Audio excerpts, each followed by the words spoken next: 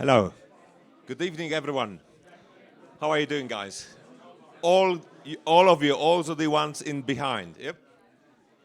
Very happy to welcome you in the Three Seas House in Davos. That's actually the second time we have the Three Seas House in Davos. The previous one was actually not last year, but the year before. But it was actually much smaller. We have really grown, and I think it's a key message to pass to all the people in Davos.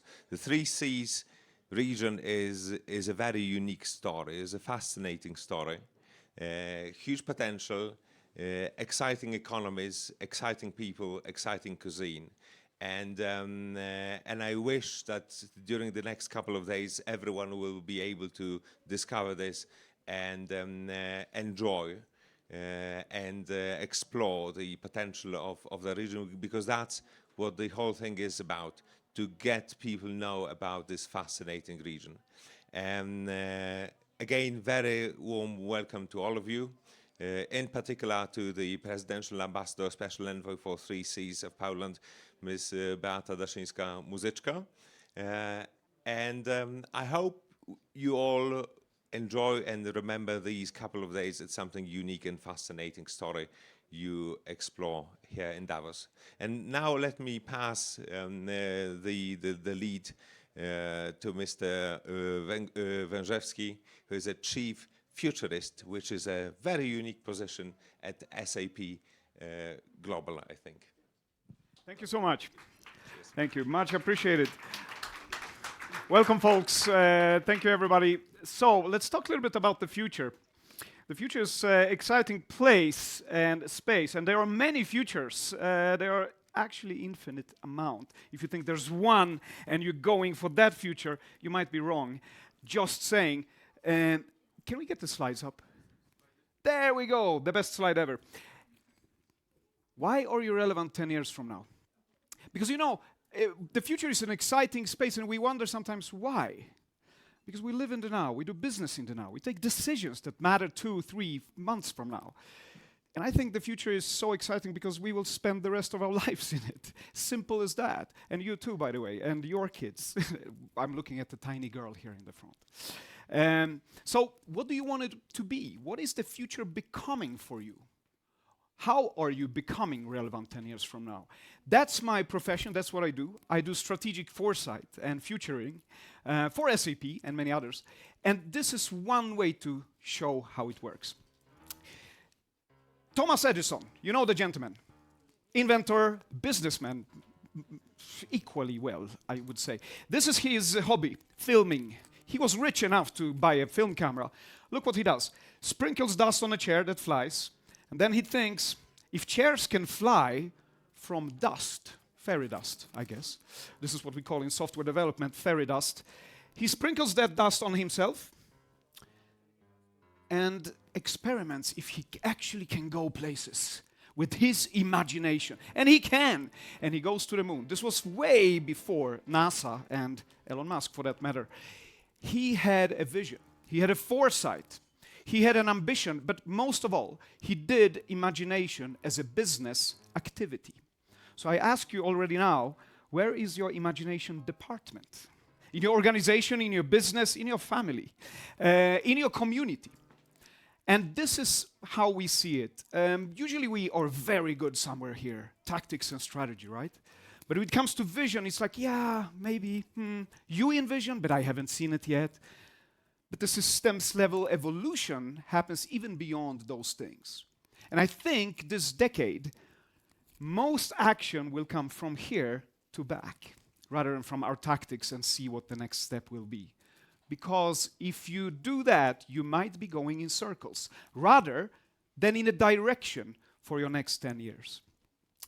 And this is where you can place yourself in that space. And if you don't define yourself from that future, leading from that future, people will define you by your past, and that can sometimes be derogatory even. So let's imagine these spaces, because only with the power of this imagination, could be corporate imagination, could be private imagination, comes the power of shaping, doing, delivering, designing those futures. And when we think like this, all of a sudden we have good questions, like really profound, deep questions. Every Monday morning you have a cup of coffee, you ask this question. And the question is obviously, what's the future? Nothing else. And the future, I won't tell you what the future is, because that would make me maybe a religious leader, maybe some kind of dogmatic leader. Don't believe those people, in that sense at least. But believe in your questions. But one thing I'm sure about the future, it's a little bit like an action sport. It's really, really tricky. I don't know, I love this piece here, I can watch it forever. It is an action sport because it feels very, very wrong, very dangerous when you're doing it right. When you're winning the gold medal, you're probably doing it on the edge. On this 50% of uncertainty. Who is the competition? What's the wind? What's the ground? What's happening there? You can't predict, but you can prepare. And that's why we're here, I think, hopefully, in Davos, to prepare for these futures, how to become relevant 10 years from now. Now, everybody knows about exponential change and so on, so I won't bore you with that. This fantastic diagram here represent big shifts, like Gutenberg, like, I don't know, Facebook, like, all these things. And we see them, we can act on them, and we can have a forecasting. I imagine that many of you in the room are good in forecasting. I mean, there are economists, there are politicians, there are all sorts of business people that do forecasting for a living. However, when these lines are not discrete moment in time and space, so we can see them, act, react, and forecast again, they become a flow.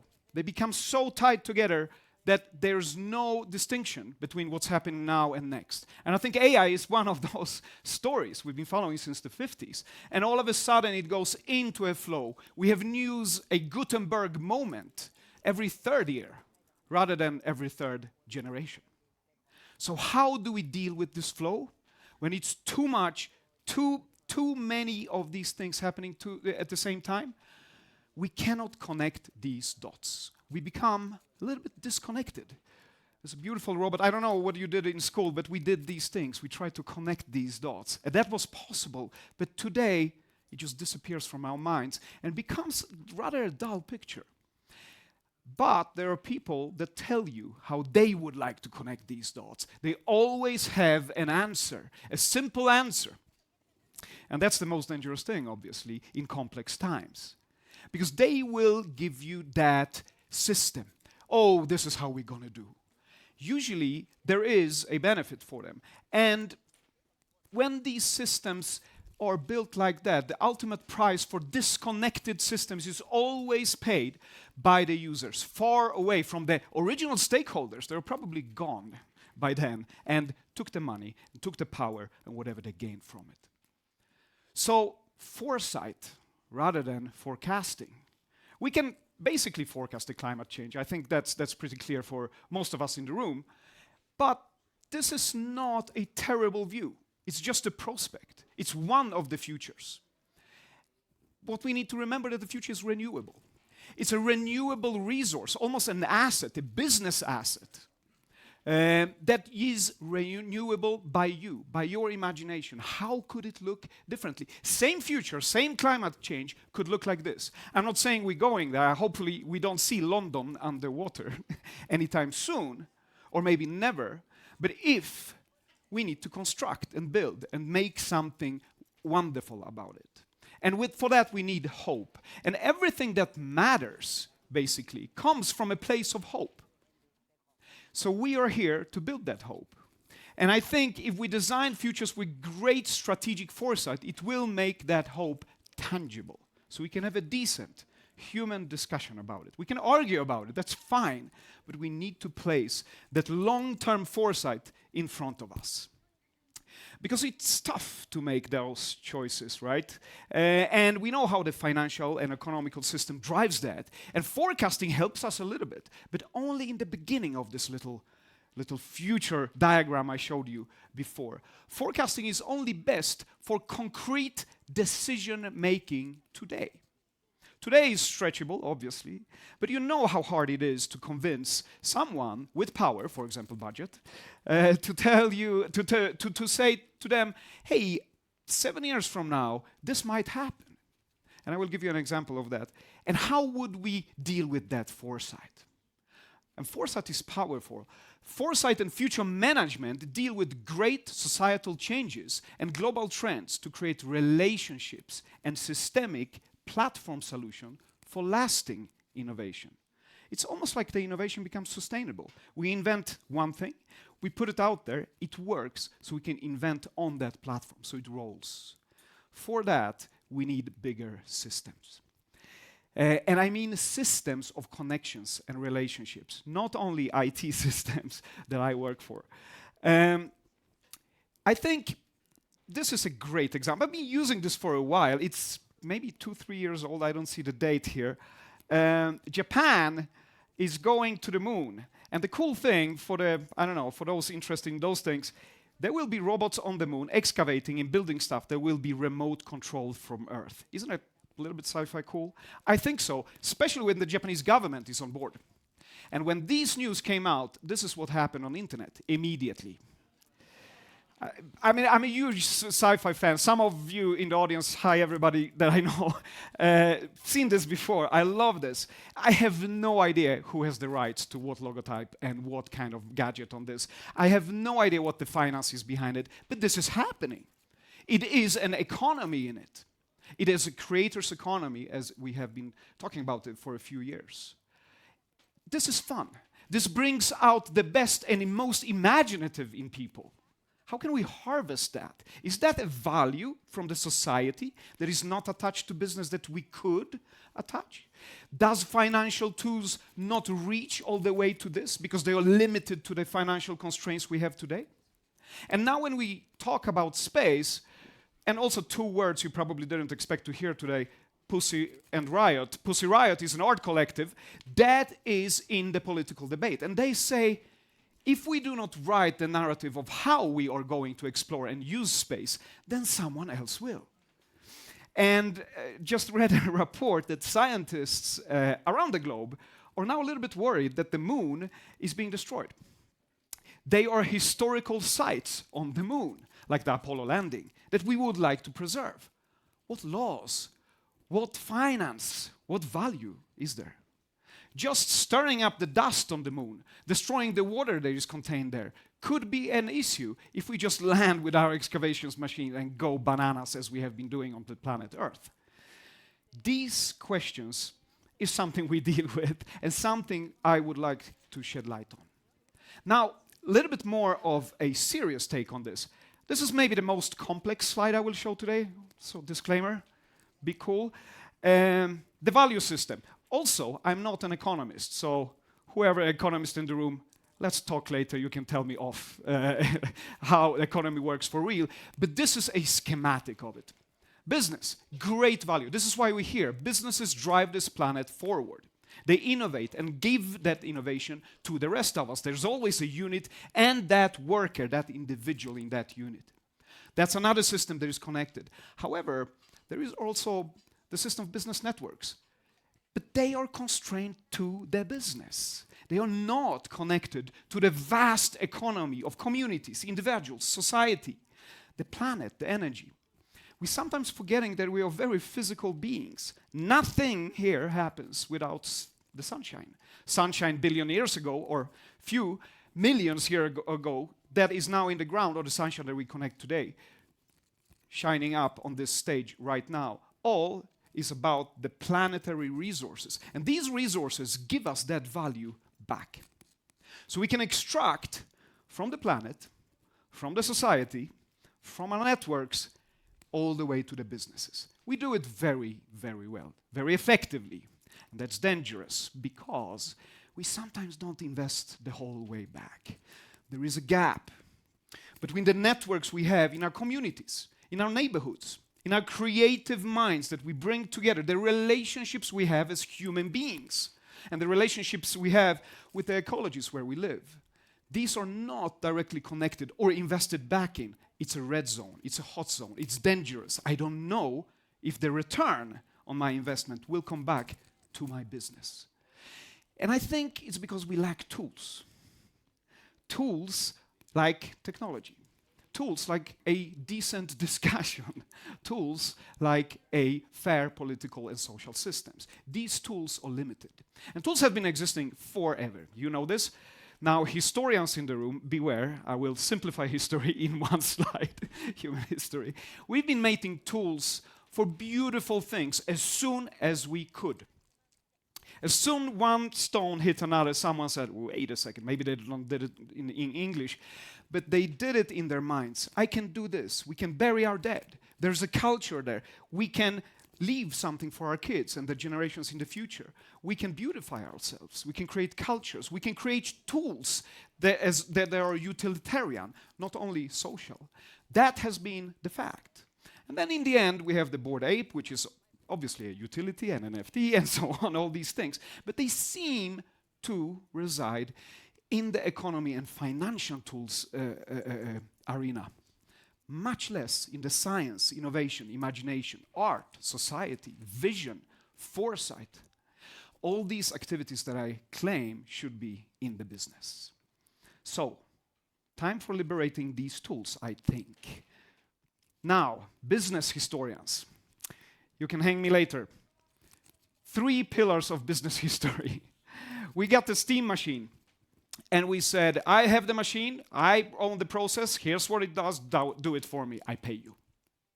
And that is, you know, the Industrial Revolution was not so healthy for everybody, but it did bring so many millions out of poverty. We went to school, we got education, we become a society, we got cities, urbanization, and all these beautiful things. This wouldn't be possible without the first era. Second era was our dear consultants. They said, I'm an expert, I can do stuff. I learned something because I got that social help and I can tell you how to do it. So this is what you can do if you're me or if you pay me. So a change and more of a distribution of this power of knowledge. And I think this is changing. These tools will soon hit an era of emergent creativity. Here's what we have. Use it. And we can't wait what you will do with it. It's happening slowly. I think ChatGPT is one of those tools. Although, it's a little bit here still, right? You don't own that. You don't know what data went in, what data comes out. And it's ridiculously funny to see some of the stuff that is produced there. But still, we are just in the beginning. The principle remains. And I think Nordstrom, the American company, nailed it. When they employ new people, they say, welcome to Nordstrom's. Here's the rule of employment.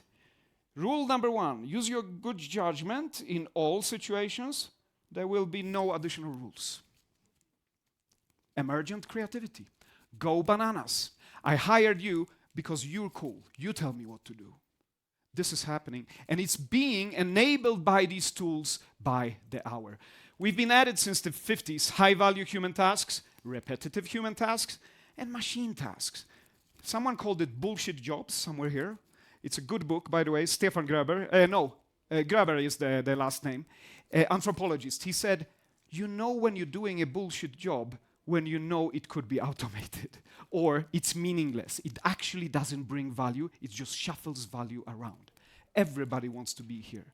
So, manual work, 50s, transactional systems, digital systems later, so non-routine problem solving became the human high-value work, and the rest we could put down in machine control.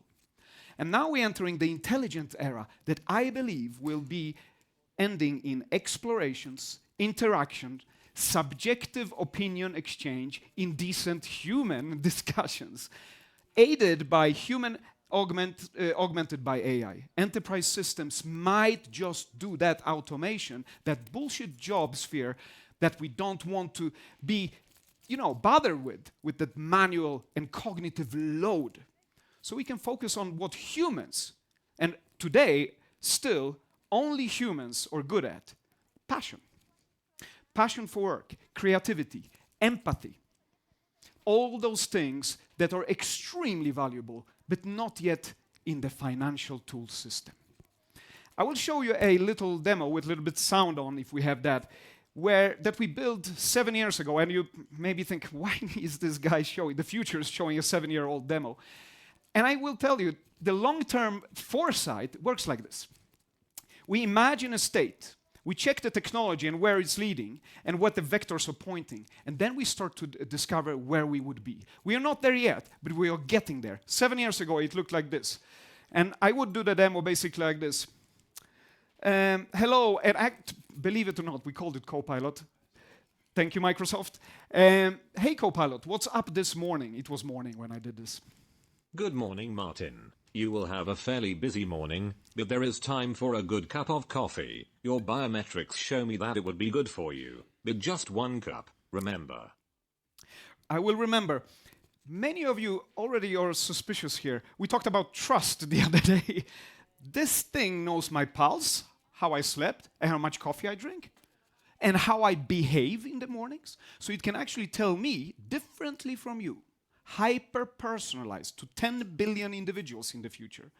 You will have this kind of morning, and you this, because you have a different life, different cognitive abilities, different way of making decisions. I know you, you trust me. We have safety, and we have privacy, and this is for you, nobody else.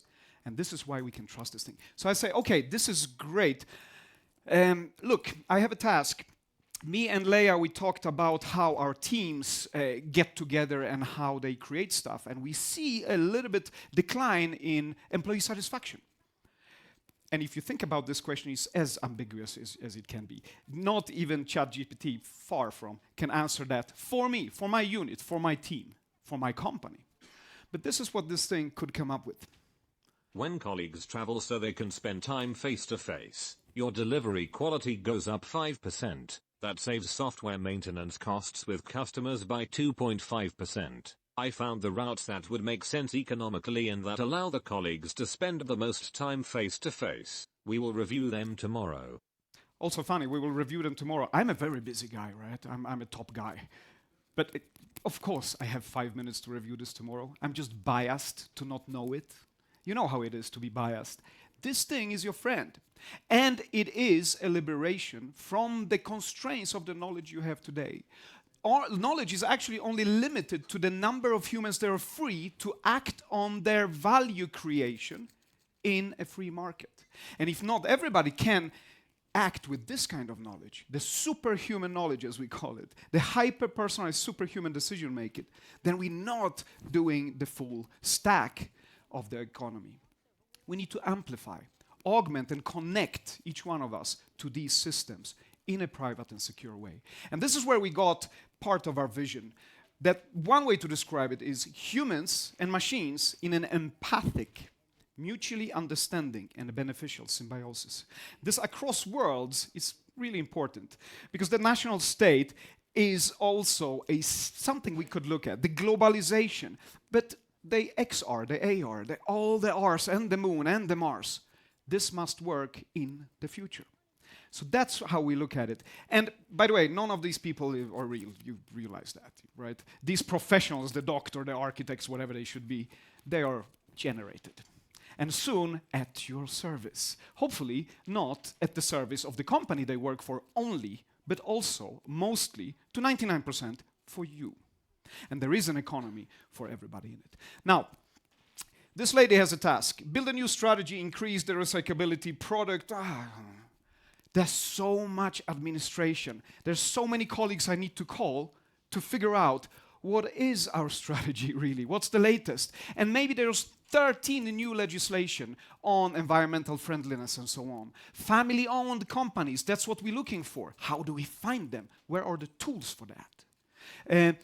Female-led companies, how can we connect them to our production? Because we have our suppliers, they are very reliable, and we and us are making money. We don't have to care about the rest of the planet and society. But I won't show you the demo, we don't have the time. Imagine a display where you can choose between strategy 1 to 3, you can drop all these things and legislations on it, have it resolved legally correctly for you, so you can actually be creative in business, rather than administrative. Because if you're administrative, if you know exactly what you're doing, you're becoming the machine. You become the software program. And this is what I'm afraid of, that the humans could become the tools, not the humans. Scalable efficiency. Good stuff, right? Standardized activities. Really good, because we can move fast. Do you have the standard? Repeatable results. Even better, right? All these three things, including predictable outcomes, exactly describe a software program. So do you run your company as an app that can be then replaced by an app? Or do you run it with creativity? This symbiotic intelligence between machines. I call it the human-machine intelligence and creativity that we need to look at today. Human creativity is, I forgot who said it, but it's quite beautiful. Human creativity is not, when you adjust margins in your Word document. That's not human work, I promise you. But writing that contract, writing that love letter, that poem, that's human work. And this is where we want to be. And I also think that in difficult times, there's always difficult times, but sometimes they are, massive. The flow of change comes to us. We need to think creatively, because we can't obviously not solve the problems we created with the tools we have today. We need to have new tools. And also, the bias of being absolutely certain when we take a decision. That's crazy. That's absolutely crazy. We need to be very cool with dropping that absolute certainty and trust each other and that discussion we have together. So with absolute certainty in difficult times, we use the tools that created the problems to solve it. So we need to change that. And we are about to do that. This is my friend, Roman Lipski, also a Polish guy, by the way, from Berlin. He paints to an AI paints back, and they create something new every time. And I ask him deeply, because I'm interested in art. You're an artist. You tell me in my eyes that you are inspired by this, or are you just doing some gimmicky stuff? He said, no, Martin, truly can't sleep at night, because this is so creative to me. So I think people collaborating with these learning systems, learning from each other, is important. It's not only that we learn the software. I think the machines need to learn the human. And this is the decade to bring this forward. Now, coming towards the end, a nice little pyramid of what we could see as a value as well. We all love content. Content is king. But as someone said, context is King Kong, the bigger monkey out there. Because we put our data and we design it to information, to knowledge, to become some kind of a wisdom. Here, it's contextual. Everybody has an opinion. But data is contextual. 0, 1. Today, we stay a little bit too much here. We make the features in our products, and then we serve them. And when we serve them, we build a relationship. What relationship do you build? Do you start that relationship with a feature? Or do you start that relationship with nurturing your discussion, your human abilities and creativity? And I believe the future of the business is somewhere here. I really want more philosophers in business and more designers in governments, so we can build relationships. The rest will follow. Technology is there. And I will end on this. Think about it. What is the opposite of stability? Because we love stability. I mean, in stability, we do better business. Look just at the example, when we extract the planetary and social resources, society goes riot. Society goes dictatorship. If we extract the planetary resources from the ground, the planet goes riot. And we've seen it. That's not stability. So what do we do instead? And I had this discussion with a bank CEO from Europe, a big bank, a very powerful lady. And we had a 3-hour session with her team. Closed doors, obviously, no notes that came out. And she was upset when I spelled each slide had another theme behind it, so we really spelled it out. She said, Martin, this is chaos. I am running a bank. We are in the business of stability. And I was thinking, wow, I never heard a banker speak poetry like this. This is almost emotional. But she was right. So I said, okay, so what's the opposite to stability? Well, that's chaos, I told you. I don't believe so. We had another discussion there, and all good. The opposite of stability is not instability, it's evolution. It's emergence. And in these dynamic situations, we need to embrace the uncertainty of emergence. And if you don't, you are resistant to change and you slowly fade away. So, why are you relevant 10 years from now? And how are you becoming relevant 10 years from now? Hopefully, I gave you a little glimpse of that and how we think about those things. Now, who likes classical music? Who wrote this? It's obviously a trick question. We are in Davos. It's an AI composition.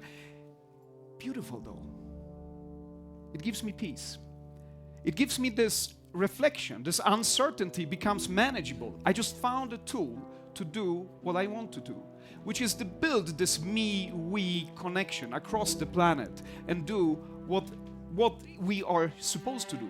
Be compassionate, empathic, creative, emergent, and really screwed up like people usually are, and be okay with that and get help when we need. I leave you with a poem because that's probably another thing you don't expect. You're a ghost driving a meat-coated skeleton made from stardust, riding a rock, hurtling through space. So fear nothing. Thank you very much.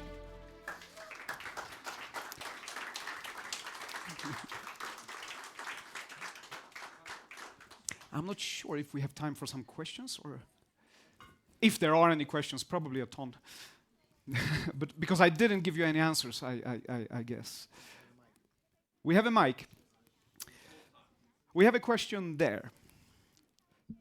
That was a wonderful presentation. My name is Suril Desai. I'm from India. Hi. You know, future, it seems like we are becoming more and more productive. Mm-hmm. You know, we are becoming creative and we are becoming more productive, which is going to be the paradox, right? We are going to be consuming more. We are going to be, so this whole consumption-based economics has got to change in some way, don't you think so? Mm-hmm. Because we are consuming at a much more elevated, the consumption rates are just going up, and especially in my country, because we are like, and the average age is about 28. So people are consuming so much, which is going to be a disastrous situation, right? Mm-hmm. So how do we curb, how do we consume less, or how do we moderately consume and yet have a sustainable future? It's a wonderful question and a tricky one. Thank you for that. I think consumption is not the enemy here. I love consumption. I think it's great. We need economical growth. We need growth everywhere. I'm just worried that what we consume, to start with, is not always the right thing. I could imagine that social media out there could be acting differently. So when we consume it, it actually augments and amplifies who we could be to our optimal self, not the best self, the optimal, which means the learning self instead. And if that would be true, I would like to consume more of that, for example. Good service is the same thing. And the second, consumption is not the enemy. It's how we do extract energy from the sun through the planet to around the planet, and how we distribute and decentralize that. Because today it's basically automated. If you're on Instagram and you like something, you consume more of it. You become like it. You become the tool. Someone called it, you become the product some years ago. Good books about that. So I won't deep dive there. But there is a sense of us consuming the diverse amount of services and goods so I can be myself, rather than fall into the product category which I am. And that needs to change the philosophy in business, how we approach what business is in a societal way, a sustainable way, not even touching on the waste of such a consumption. So I think consumption is great. Consumption of knowledge is, for example, great. Imagine our consumption was more to the knowledge side, societal growth side, rather than one-use products and fall into one-use category of a human being. This is you now. This is how you should look if you want clicks on internet, not how you actually would like to look. Because you might even lose the track of how you would like to be as a person. Because you don't have these intelligent, smart, and empathic discussions with your community of who you are. They just tell you who you could be. And that ends badly for everybody. So consumption is good, but what we consume and how we distribute that consumption to growth is the challenge for the next decade. Yeah. We have more hands there. Yeah. Hello, my name is Imre. I'm from Germany, and I had to smile when you said that we need more philosophers in business. Yes. Because as I heard your presentation, I was taken away, because my inner human really thinks like that. Let's do some shit. Let's go out there. Let's colonize Mars. Let's colonize Io, Ganymede, and things like that. Yes. But my inner philosopher, nonetheless, asked the question that I've heard in an adapted version of The Time Machine, written by H.G. Wells, which is, will we go too far as humankind? And I also thought on that because in the Dune universe, a very successful sci-fi franchise, you have a universe which is based on the premise that AI is completely banned. Yes. Because humans realize it's not necessarily a good thing. Yes. So my question to you is, can we go too far? And if that's the case, what does it look like? Okay, wonderful question. So everybody that has been afraid before, let's get really afraid now. Yes, we can get too far. It can go really, really badly and sideways. And I will not spend time on talking about that. And it's not that I'm escaping that question. Hollywood and everybody else is talking only about the dangers. You know, we never reached the moon. We didn't build a bridge. We didn't build a company being negative or realist. I don't know. You don't go to the moon if you're like, nah. You need to almost have a naive optimism, hope. This is why I talked about hope in the beginning, for the future. And with hope back, so leading from the future back, which was supposed to be the title of my, I never had it on a slide, leading from the future, with that hope and absolute optimism is the way to meet the reality and the pessimistic outlooks that we have. But if we meet what we have today only with reality and pessimism, nothing positive can happen.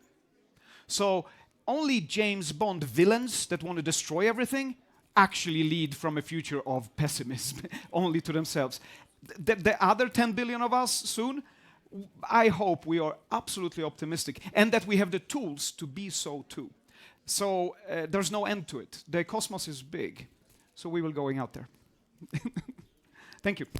Yeah, thank you very much for the wonderful presentation. My name is Nicholas Scholz from Germany. I work closely together with strategic foresight at E.ON SE. And so I'm very keen what you have said about this. Colleagues, almost. Yeah. My question is a little bit going in a direction of my colleague. I think a lot of people already live in the future. We think, for example, about climate change. We're talking about different years we approach to reach the climate security goals. Germany, China, the US.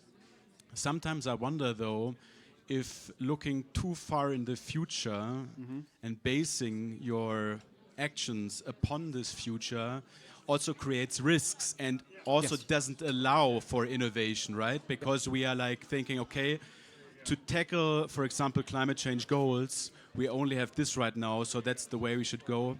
But we are not open maybe for alternative futures. Very good. So how do you approach this? Do you think that is also a challenge we have nowadays? Or? It's an enormous challenge. I think, I mean, if I had the time, I will expand more academically on the many futures. The tools I described, the tool set, limits the amount of the futures we can create.